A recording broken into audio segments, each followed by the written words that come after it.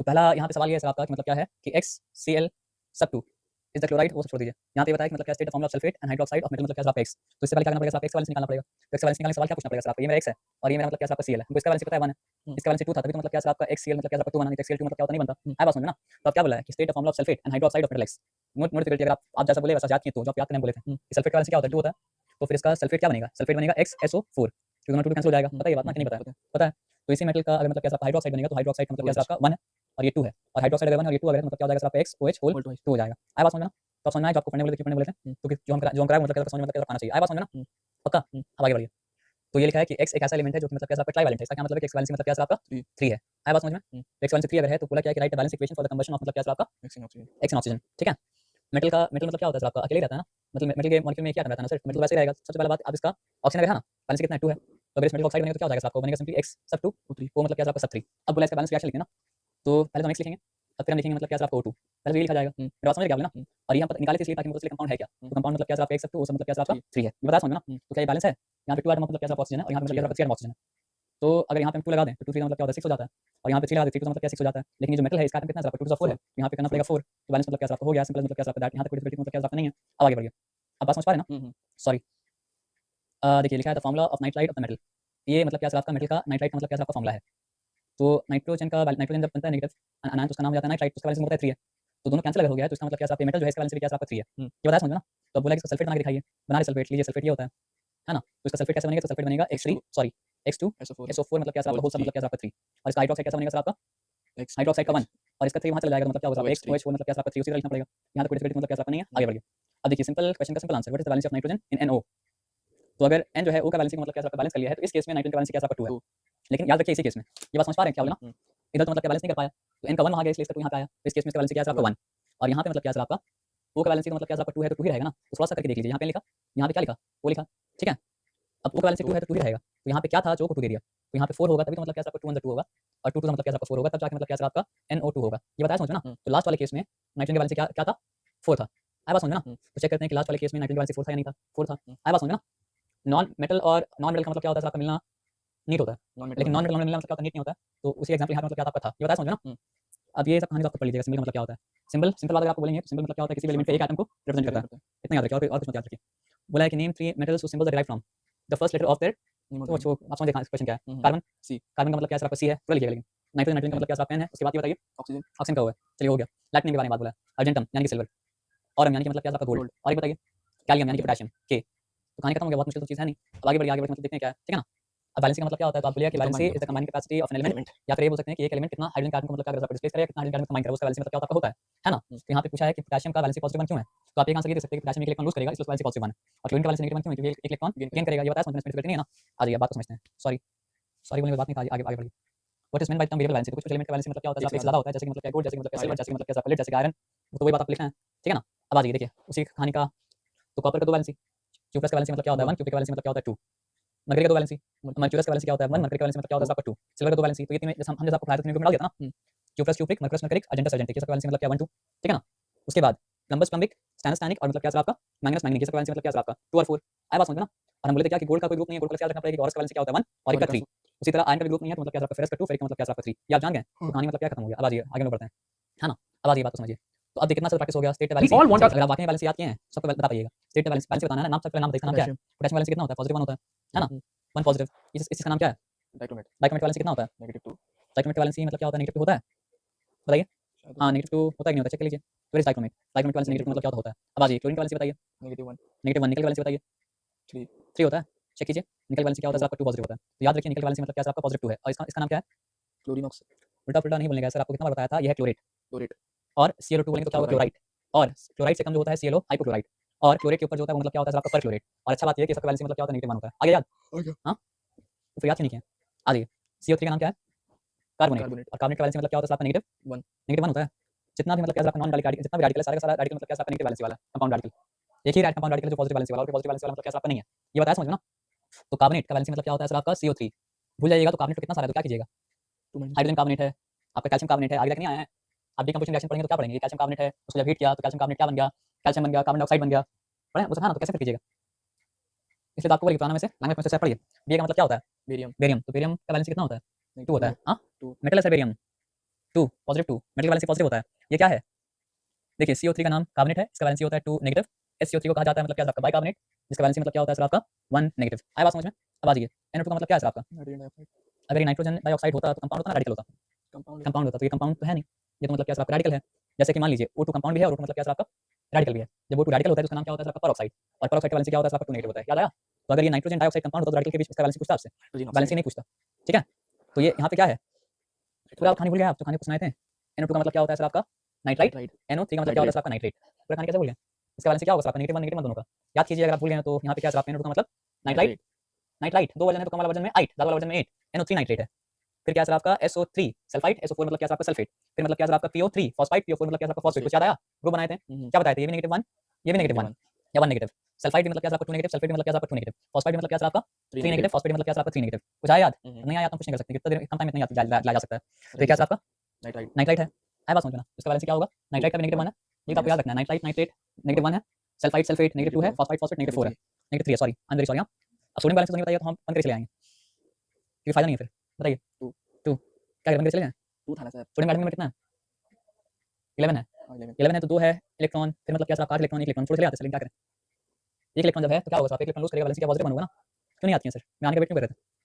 Br का मतलब क्या है? Bromine, fluorine chlorine bromine iodine एक ग्रुप में आता है, ये बताया समझ में? क्लियर है? फ्लोरीन क्लोरीन ब्रोमीन आयोडीन, तो ये सब का वैलेंसी मतलब क्या सर आपका नेगेटिव 1 है, ये बताया समझ में? अब ये बात बताइए कि जिंक का वैलेंसी कितना है? जिंक का वैलेंसी भी 2 है, मैग्नीशियम का आयरन नंबर 12 होता है, तो पहले सेल में 2 दूसरा में 8 तीसरा में 2 लूज करेगा तो वैलेंसी मतलब क्या सर आपका 2 है पॉजिटिव 2, वो का मतलब क्या होता है आपका ऑक्साइड, ऑक्साइड का वैलेंसी मतलब क्या सर आपका 2 नेगेटिव, याद है? उसके बाद CO का मतलब क्या होता है कोबाल्ट, कोबाल्ट का वैलेंसी कितना है ये शायद आपको याद नहीं रहा है तो कोबाल्ट याद कर लीजिए। कोबाल्ट का वैलेंसी आपका है पॉजिटिव 2। क्रोमेट, क्रोमेट हम लोग वही डिस्कस, क्रोमेट का वैलेंसी जैसे डाइक्रोमेट का वैलेंसी मतलब क्या सर आपका 2 नेगेटिव है, क्रोमेट का वैलेंसी मतलब क्या सर आपका 2 नेगेटिव है, ठीक है ना? हाइपोक्लोराइट का डिस्कस एक बार में कर लिया था, और परमैंगनेट का याद रखिएगा कि वैलेंसी मतलब क्या सर आपका नेगेटिव 1 है। लिथियम का valency 1 positive, fluorine chlorine bromine iodine, तो आयोडीन जब अनायन में उसका नाम तो आयोडाइड हो जाएगा, जैसे नाम क्लोराइड हो जाएगा, तो इसका वैलेंसी नेगेटिव नहीं है ना। हाइड्रोक्साइड का पता ही है 1 नेगेटिव।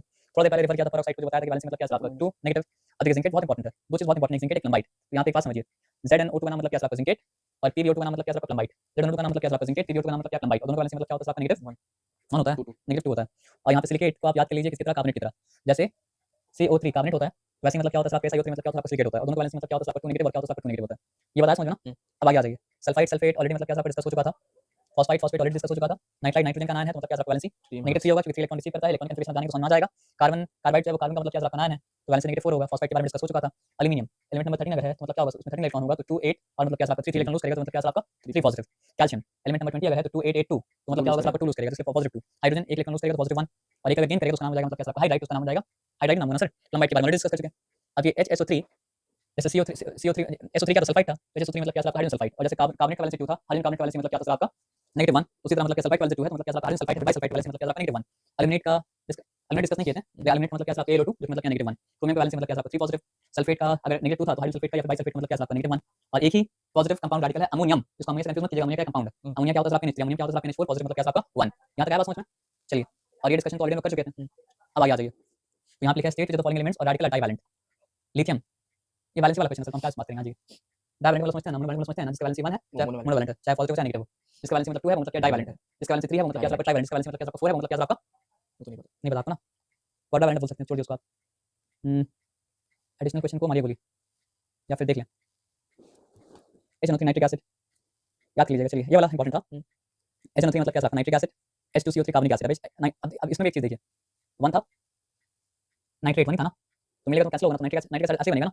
लेकिन अगर मान लीजिए H मिलता है NO2 से तो बनता नाइट्रस एसिड। या समझ में आया बात क्या बोले ना? उसके बाद दूसरा मतलब कहानी मतलब क्या समझ लीजिए, क्या कहानी, CO2 क्या था, CO3 सॉरी कार्बोनेट, तो क्या होगा सर आपका, इसका 2 है ना, इसलिए H2CO3 क्या बना कार्बनिक एसिड। आया बात समझ में ना? इसका तो और कोई वजन है नहीं, लेकिन यहाँ पे आप देखिए यहाँ पे H लिखा, यहाँ पे मतलब क्या लिखा सर आपका PO3 लिखा, और मतलब क्या लिखा H लिखा, और मतलब क्या लिखा PO4 लिखा, PO3 का नाम मतलब क्या सर आपका phosphide phosphide phosphide phosphide valency 3 negative, phosphate valency मतलब क्या सर आपका 3 नेगेटिव। ये क्या बनाएगा, वहाँ 3 जाएगा तो क्या होगा सर H3PO4, तो क्या बनेगा कम वाला H3PO3 सॉरी कम वाला वर्जन है तो फॉस्फेटिक एसिड नहीं बनेगा, फॉस्फोरस एसिड बनेगा। और यहाँ ज्यादा वाला वर्जन है तो क्या होगा सर H3PO4 क्या बनेगा सर आपका फॉस्फोरिक एसिड बनेगा। जनरली लोग क्या करते हैं सर आपका ज्यादा वाला वर्जन को याद रखते हैं, लेकिन कम वाला वर्जन को तो याद रखना पड़ेगा, ठीक है ना, ये बताया समझो ना। अब देखिए CH3 COOH ये ऑर्गेनिक एसिड इसलिए थोड़ा सा अजीब तरह का है, ठीक है ना, इसका बस आपको नाम याद रखना है। तो इसका वैलेंसी भी क्या था आपका 1 था, इसका वैलेंसी 1 था, दोनों मिलेगा तो मतलब क्या हो जाएगा सर आपका कार्बोनिक एसिड, दोनों मिलेगा तो क्या हो जाएगा सर कार्बोनिक एसिड, दोनों मिलेगा तो क्या हो जाएगा कार्बोनिक एसिड, दोनों मिलेगा तो क्या हो जाएगा कार्बोनिक एसिड CH3COH कार्बनिक एसिड नहीं सॉरी एसिटिक एसिड जिसको कहा जाता है विनेगर सॉरी। अब देखिए अगर इस मॉलिक्यूल में आगे जाके मतलब क्या ये बहुत इंपॉर्टेंट है, क्योंकि आगे चैप्टर में आया है, आप पढ़िए समझ में आएगा। देखिए जिस मॉलिक्यूल के साथ पानी का मॉलिक्यूल मतलब क्या होता है जुड़ा रहता है, पर्टिकुलर नंबर पानी का मॉलिक्यूल उसको कहा जाता है मतलब क्या हाइड्रेटेड। तो पानी का मॉलिक्यूल इससे हट जाएगा तो क्या हो जाएगा सर आपका डिहाइड्रेटेड कॉपर सल्फेट। अगर हाइड्रेटेड कॉपर सल्फेट है तो उसका नाम मतलब क्या होता है ब्लू विट्रॉयल है। अब कॉपर सल्फेट के साथ अगर मतलब क्या होता है आपका 5 पानी का मॉलिक्यूल जुड़ता है तो 5 मॉलिक्यूल क्रिस्टल बनाएगा, क्रिस्टल मतलब शेप बनाएगा। आई बात समझो ना। उसी तरह ग्रीन विट्रॉयल क्या होता है, आयरन सल्फेट के साथ अगर 7 मॉलिक्यूल्स ऑफ वाटर जुड़ जाए हर मॉलिक्यूल के साथ पर्टिकुलर 7 नहीं जुड़े तो क्या होता है आपका hydrated copper sulphate, sorry iron sulphate, और कॉपर सल्फेट के साथ 3 मॉलिक्यूल जुड़ेगा। ये इथेन का मतलब ये सब बता के पूछा इसमें कौन-कौन सा एलिमेंट है, एलिमेंट का नाम देके बताइए कौन-कौन सा एलिमेंट कौन-कौन सा एलिमेंट क्या नहीं है। समझ बात क्या होगी ना। तो आगे मतलब क्या कहते हैं पता है, एक्सप्लेन करता हूं chemical formula. Chemical formula chemical compound को रिप्रेजेंट करता है मतलब क्या केमिकल फार्मूला। तो आगे आ जाइए, देखिए जुड़ना है ना, जुड़ना है क्या, राइट। अच्छा का फार्मूला लिखना है, कितना आसान काम है बताइए, क्लोराइड ना। अच्छा पोटेशियम का सबका फार्मूला लिखना है पोटेशियम के साथ जोड़ के। तो ये देखिए हम लिखते जल्दी लिख समझते आइए, पोटेशियम ये मेरा क्लोराइड, उनके बैलेंस 1 है। पोटेशियम क्लोराइड क्या होगा केसीएल, कुछ निकाल बात है नहीं। पोटेशियम ये मेरा कार्बोनेट, अच्छा पहले नाइट्रेट है NO3 बैलेंस कितना है दोनों का 1 है तो क्या हो जाएगा सर NO3। आया बात समझो ना। चलिए फिर इसको मिटा दिए, अब कार्बोनेट का बात है पोटेशियम और ये मेरा कार्बोनेट, तो यहाँ 2 है यहाँ 1 है तो क्या हो जाएगा सर आपका K2CO3 ये हो गया आपका पोटेशियम कार्बोनेट। यहाँ तक ठीक है, कोई दिक्कत बात ही नहीं है। अब आगे आ जाइए फिर क्या है आपका सल्फाइड। सल्फाइड का बैलेंस सल्फाइड क्या होता है SO2।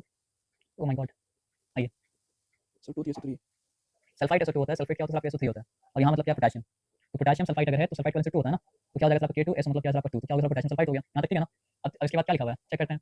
इसके बाद लिखा हुआ है डाइक्रोमेट। तो डाइक्रोमेट क्या होता है Cr2O मतलब क्या है आपका 7 बैलेंस कितना होता है आपका 2 होता है, यहाँ मतलब क्या है आपका 1 है तो K2Cr2O7 इस पोटेशियम डाइक्रोमेट। कंफ्यूज मतलब क्या होना आपका नहीं होना है ठीक है ना। अब आ जाइए उसके बाद क्या लिखा परमैंगनेट, क्या पढ़ा परमैंगनेट के बारे में MnO4 और बैलेंस कितना था 1 था ठीक है। तो फिर क्या हो जाएगा आपका KMnO4 पोटेशियम परमैंगनेट। यहाँ तक कोई डिफिकल्टी है, कोई डिफिकल्टी नहीं है। जिंकेट मतलब ZnO2 जिंकेट, तो जिंकेट का बैलेंस भी क्या था 2 था, प्लमाइड का बैलेंस भी क्या था 2 था तो यहाँ 2 लिखा तो फिर क्या होगा आपका K2ZnO2 इसके साथ पोटेशियम जिंकेट। यहाँ तक कोई डिफिकल्टी बात ही नहीं है ना। उसके बाद आ जाइए प्लमाइड, देखिए जिंकेट के बाद आ गया प्लमाइड, तो PbO2 मतलब क्या होता है प्लमाइड होता है, बैलेंस क्या आपका 2 है तो क्या हो जाएगा K2PbO2 मतलब क्या आपका पोटेशियम प्लमाइड हो गया। यहाँ तक ठीक है ना, यहाँ तक कोई डिफिकल्टी बात नहीं है ना। अब आगे आ जाइए मिटाते हैं, मिटाने के बाद क्या लिखते हैं सल्फेट। ये तो एकदम आसान है, SO4 सल्फेट बैलेंस क्या आपका 2 तो फिर क्या हो जाएगा K2SO4 मतलब क्या होगा पोटेशियम सल्फेट। तो याद ही रखिए पोटेशियम में कुछ और भी हो तो क्या कर सकते हैं ना सर, बस बैलेंस के हिसाब से क्या नंबर आना पड़ेगा तो कोई दिक्कत वाली बात मतलब क्या है नहीं। बाइकार्बोनेट CO3 होता है तो कार्बोनेट होता है HCO3 मतलब बाइकार्बोनेट, तो बाइकार्बोनेट बैलेंस कितना होता है 1 तो फिर KHCO3 इक्वल्स मतलब क्या है आपका पोटेशियम बाइकार्बोनेट। कितना आसान है। उसके बाद आप आ जाइए आप सोचिए बुक से करते हैं, यहाँ से निकाल के करते तो कितना अच्छा होता है आपके लिए काम।